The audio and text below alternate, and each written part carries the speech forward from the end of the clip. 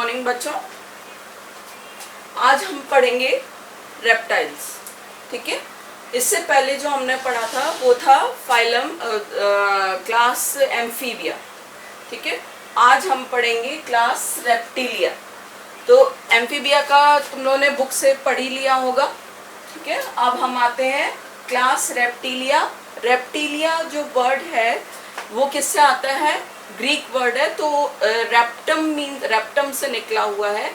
तो रेप्टम का मतलब होता है टू क्रॉल, मतलब रेंगने वाले। जैसे सांप है, लिजर्ड है, क्रोकोडाइल है।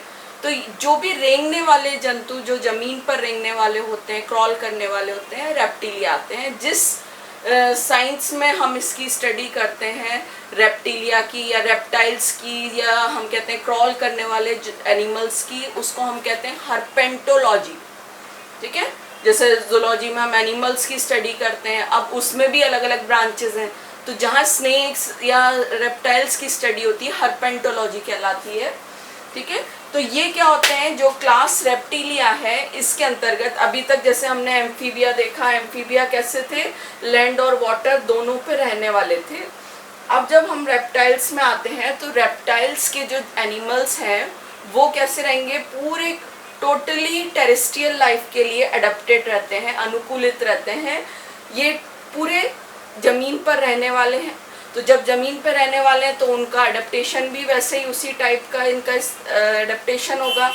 तो रेप्टाइल्स जो रहते हैं वो क्या हो गए? बॉर्गेट साइंटिस्ट थे, उन्होंने बताया था कि रेप्टाइल्स की लगभग 7000 स्पीशीज होती हैं और काफ़ी कुछ विलुप्त हो गई, एक्सटिंक्ट हो गई।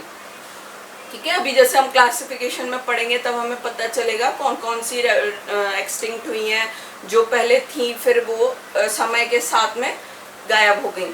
ठीक है, तो ये क्या होते हैं? ये जो जितने भी रेप्टाइल्स हैं इसमें हमें सबसे पहले, जैसा मैंने बताया, आपको कैरेक्टर्स उस क्लास के पता होने चाहिए, फिर आपको उनके क्लासिफिकेशन पता होना चाहिए, फिर उससे रिलेटेड कई चीज़ें होती हैं उनके एनिमल्स के बारे में, वो हमें पता करना है।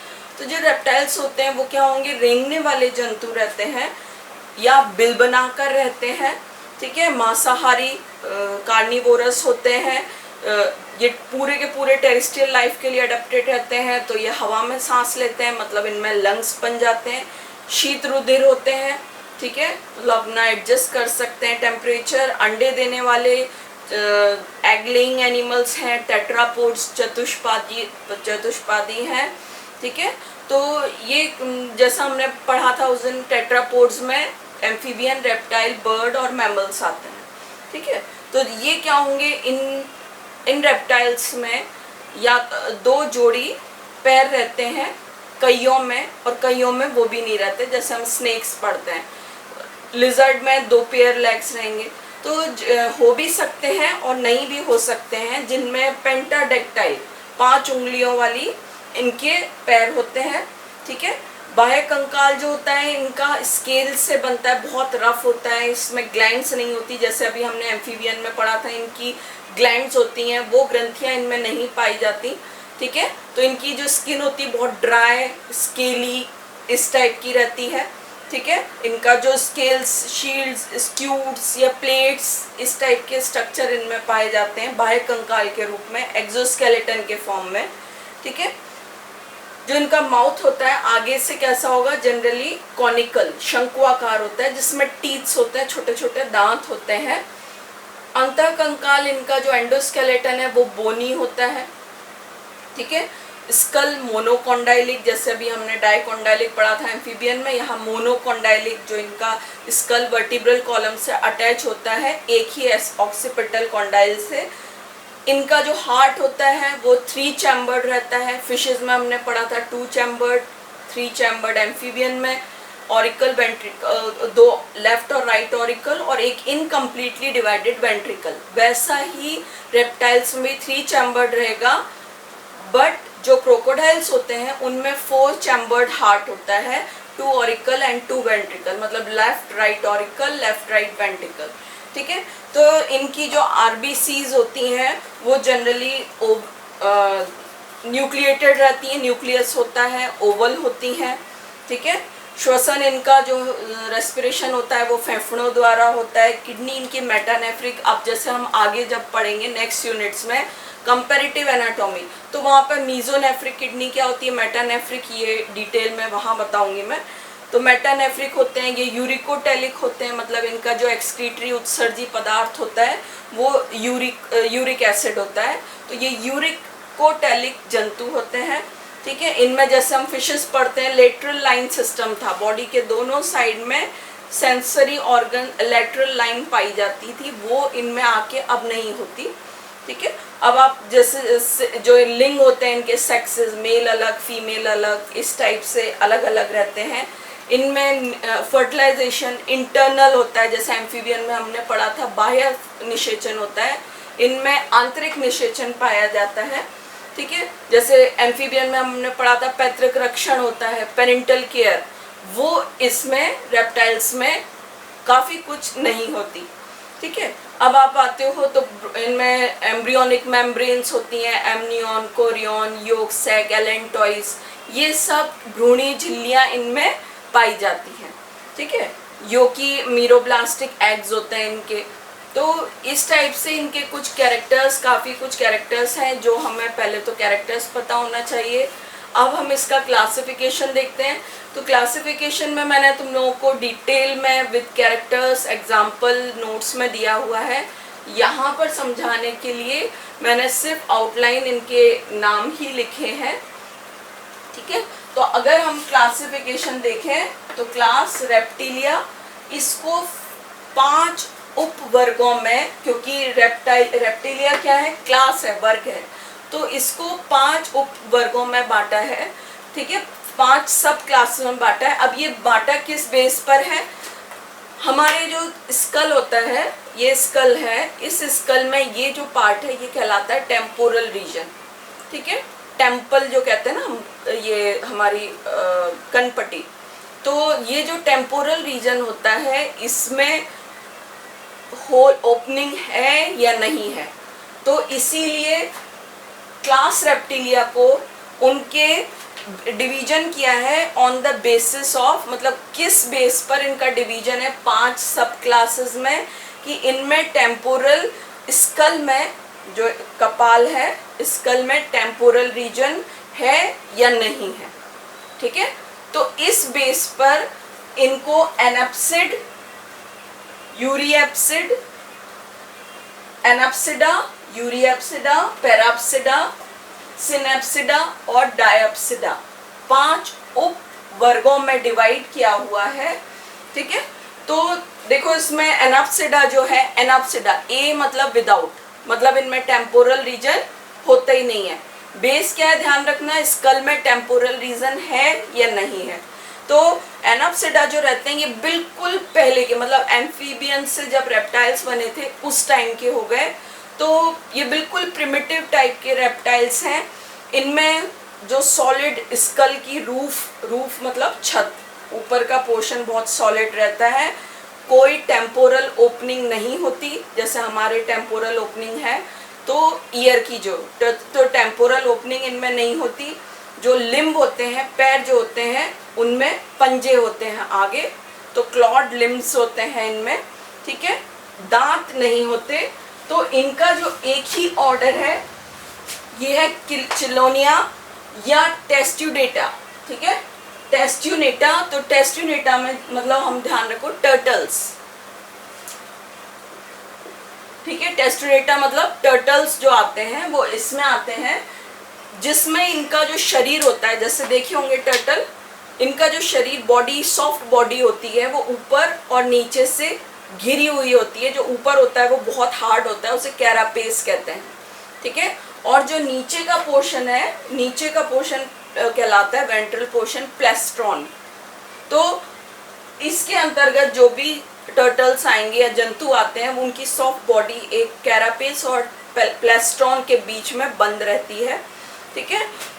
फिर इनका हार्ट भी, क्योंकि ये अभी क्रोकोडाइल्स में ही ध्यान रखना, रेप्टाइल्स में सिर्फ क्रोकोडाइल में 4 चैम्बर्ड हार्ट होगा, तो इनका हार्ट भी इनकम्प्लीटली 4 चैम्बर में डिवाइड होता है। क्यों इनकम्प्लीटली क्यों कह रहे हैं, लेफ्ट और राइट तो ऑरिकल होते हैं, वेंट्रिकल आधा ही डिवाइड होता है, आधा खुला हुआ होता है। तो क्या होगा, दोनों में सर्कुलेशन, ब्लड इधर से उधर आ सकता है, इसलिए इसे इनकम्प्लीटली डिवाइडेड 4 चैम्बर्ड हार्ट कहते हैं।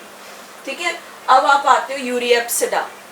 अब ये ध्यान रखना, यूरिएप्सिडा, पैराप्सिडा और सिनेप्सिडा ये तीनों एक्सटिंक्ट हो चुके हैं, विलुप्त हो चुके हैं।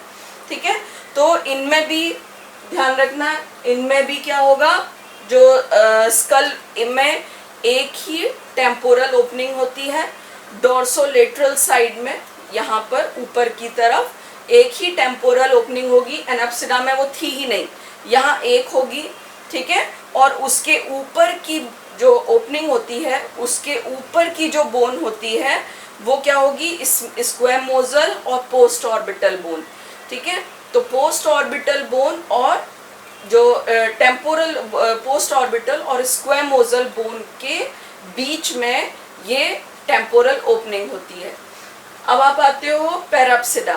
पैराप्सिडा भी जो है उसमें भी सिंगल टेम्पोरल ओपनिंग होगी।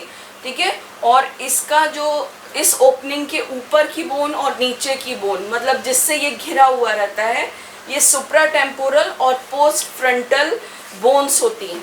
ठीक है, ये ध्यान रखना, जब आप क्लासिफिकेशन बताओगे तो ये चीज़ बतानी पड़ेगी कि टेम्पोरल जो ओपनिंग होती है उसके ऊपर, क्योंकि ये जो ओपनिंग है वो अलग बोन से घिरी हुई होती है, तो कौन सी बोन्स हैं।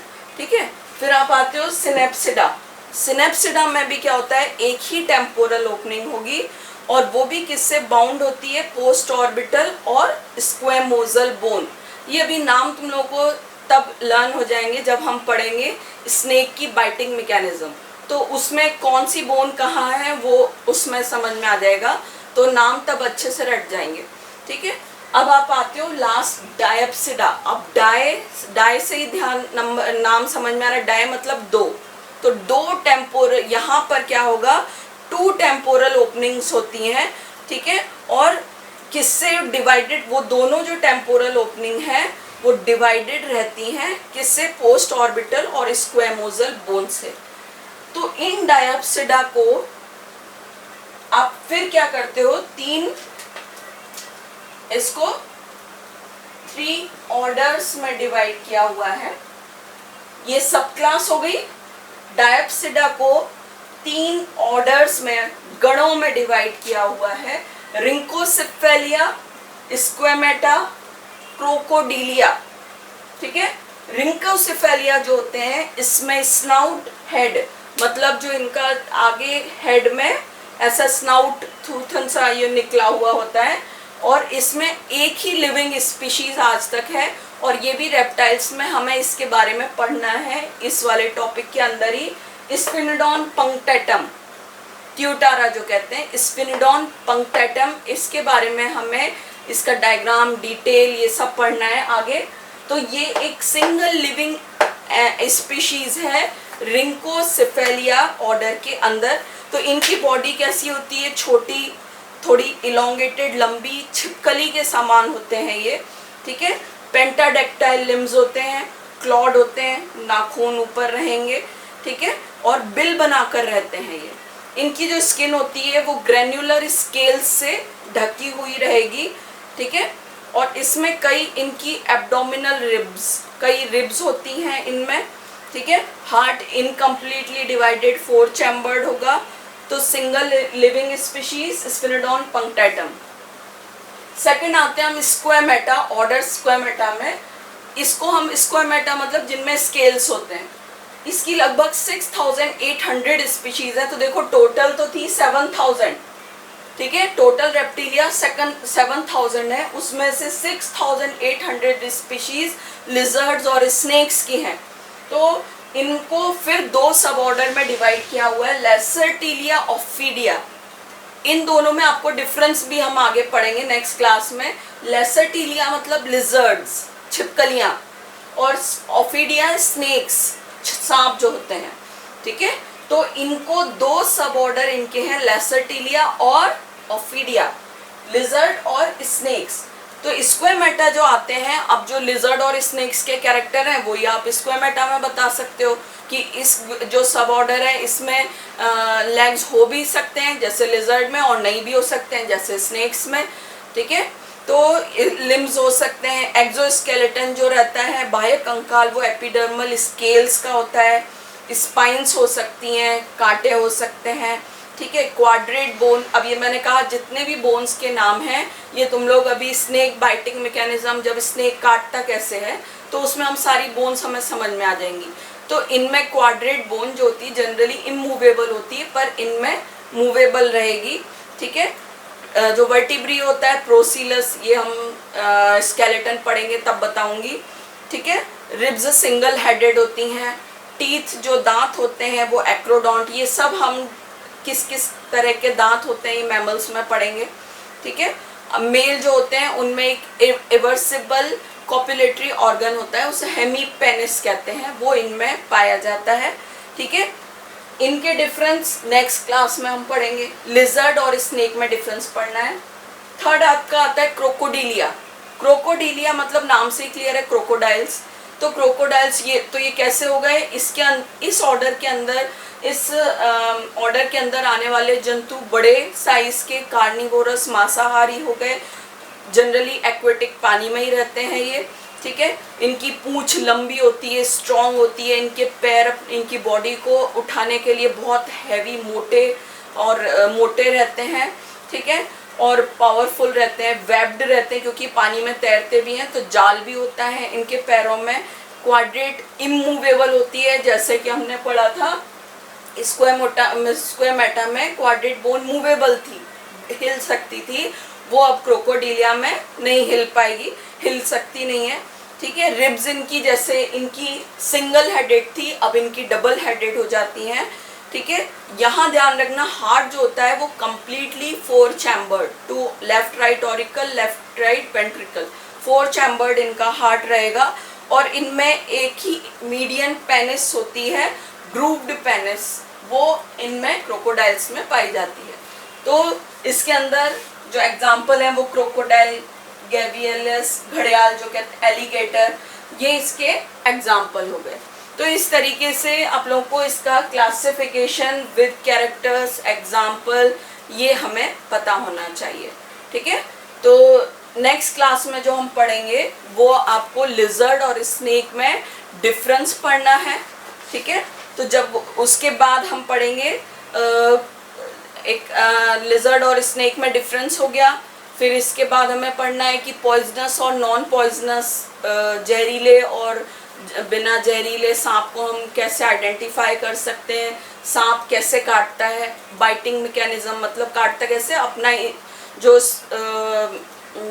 वेनम है, जहर है, वो कैसे अपने विक्टिम में इंजेक्ट करता है, वो हम पूरी मैकेनिज्म पढ़ेंगे, ठीक है। वेनम क्या होता है, फिर हमने बताया ये कि स्फिनिडॉन, इसके बारे में पढ़ना है, डायनासोर, इनके बारे में पढ़ना है।